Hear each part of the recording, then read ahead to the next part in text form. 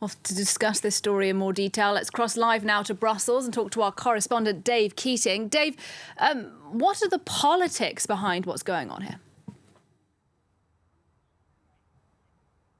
Yeah, there's kind of two things going on. On one hand, it's the horrifying images that we're getting from those border regions. But behind those images is a lot of politics. This is a story that starts last year with the Belarusian presidential election, in which President Alexander Lukashenko, often called Europe's last dictator, won re-election in what most international observers say was a fraudulent election. Now, there were massive protests in Belarus against that fraudulent election, but the government had a massive crackdown against those protests. In response, the European Union adopted sanctions against Belarus, and the EU says that Belarus is now retaliating against the EU by flying over migrants from the Middle East, from countries like Iraq, Syria, Afghanistan, flying them to Minsk, busing them over to the Polish border, which is the EU's eastern border, and sending them across the border. So in a way, this doesn't really have much to do with Poland, at least in the motivations for it. It's about the EU as a whole. On the other hand, Poland has reacted very severely to these migrants crossing. International NGOs are saying that Poland is violating all kinds of rules about the treatment of asylum seekers and migrants.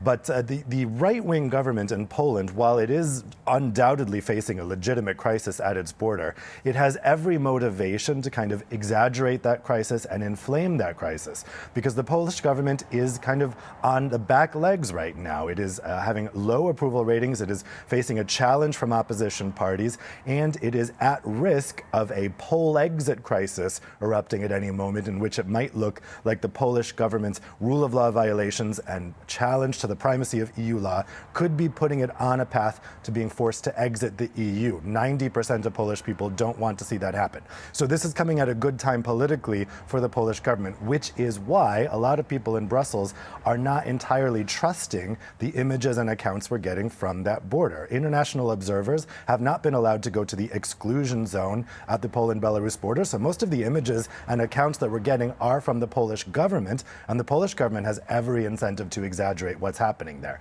Now, Council President Charles Michel is there in Warsaw today, meeting with Polish Prime Minister Mateusz Morawiecki.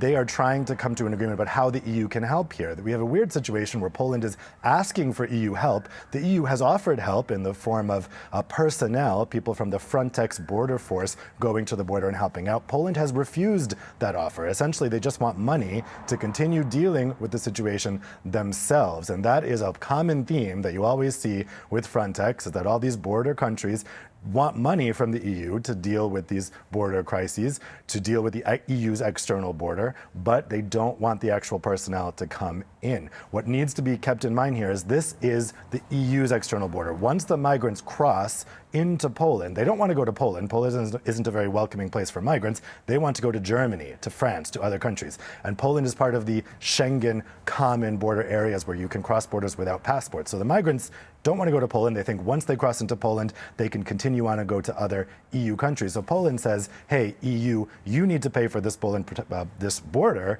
protection, because this is protecting all of the EU. They want the EU to pay for a border wall. And Charles Michel suggested that's maybe something the EU could consider. Commission President Ursula von der Leyen, not so keen on that idea. The EU, though, Dave, is considering some tangible action here, specifically regarding Belarus. What can you tell us?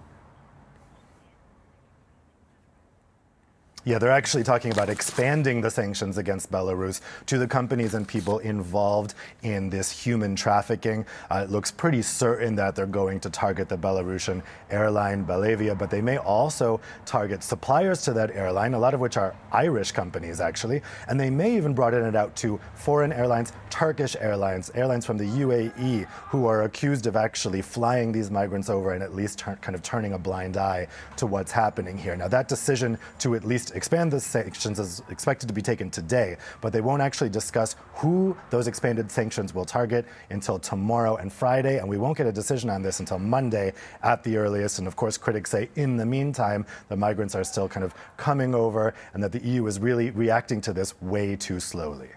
Dave Keating, live for us in Brussels. Thank you very much indeed, and we'll have much more for you on this story later on during the hour.